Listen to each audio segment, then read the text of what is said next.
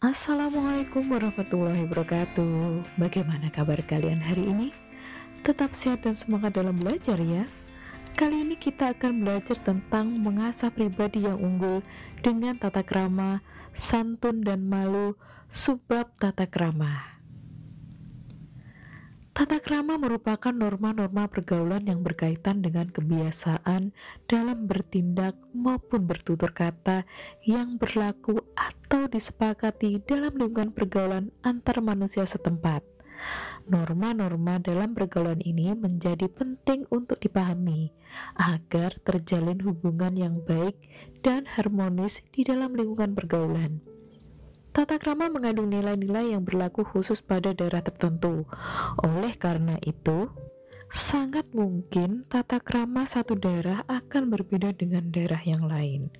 Tata krama mengandung manfaat yang sangat besar, yaitu pertama, membuat seseorang disegani, dihormati, disenangi, bahkan dicintai oleh orang lain.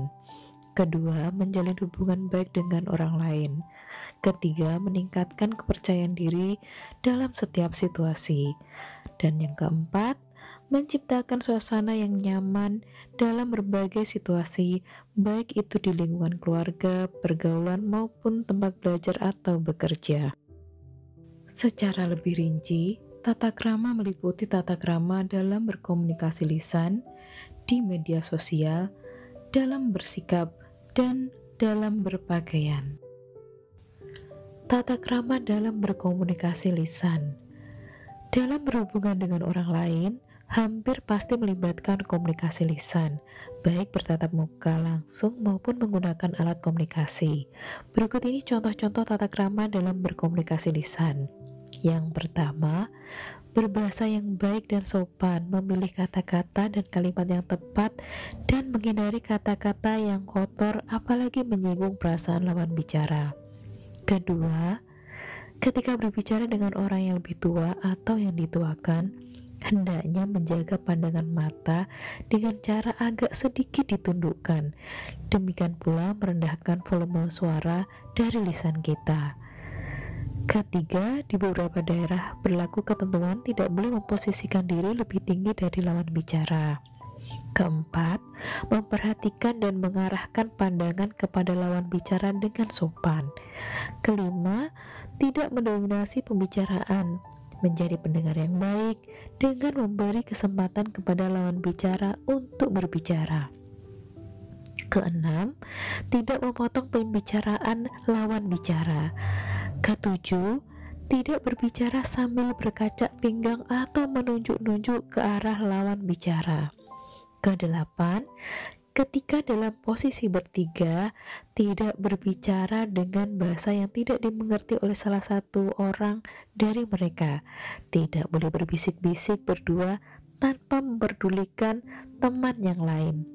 Kesembilan, menghindari bergurau yang berlebihan dan tertawa terbahak-bahak. Kesepuluh, ketika memulai berbicara dengan alat komunikasi, ucapkan salam, mengenalkan diri, dan memastikan bahwa lawan bicara adalah orang yang kita maksud. Pada saat pembicaraan akan berakhir, maka mengucapkan terima kasih, menutup pembicaraan, dan mengucapkan salam. Tata krama berkomunikasi di media sosial. Sama halnya ketika berkomunikasi di dunia nyata, berkomunikasi di dunia maya pun harus mengedepankan sopan santun dan tata krama.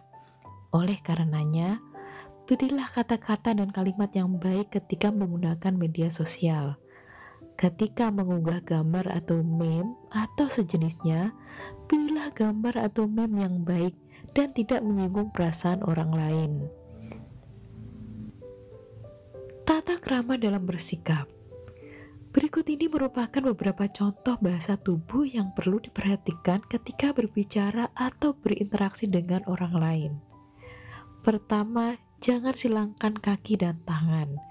Kedua, lakukan kontak mata dalam tempo singkat, jangan menatapnya berlama-lama.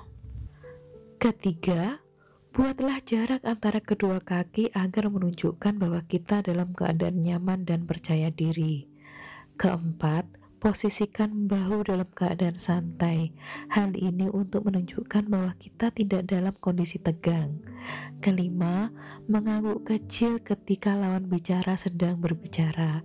Hal ini menandakan bahwa kita memang sedang mendengarkan dan memperhatikan.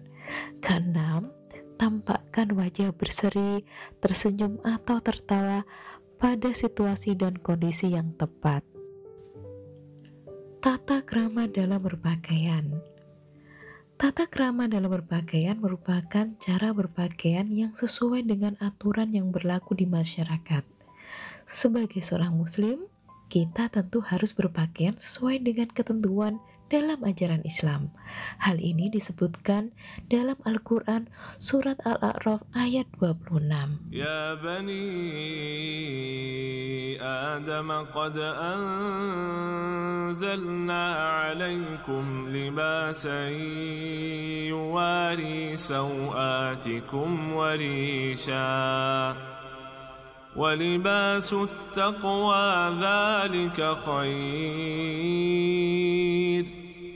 ولباس التقوى ذلك خير ذلك من آيات الله لعلهم يذكرون.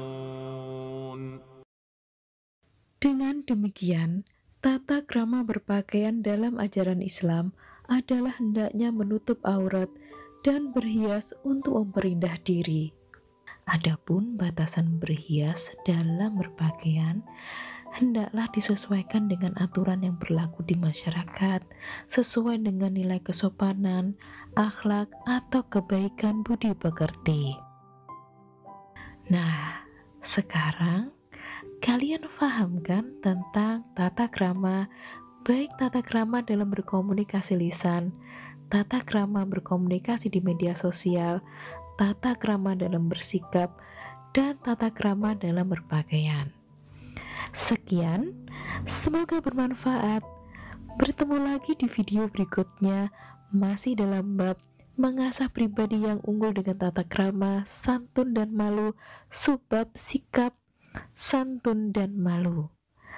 Wassalamualaikum warahmatullahi wabarakatuh.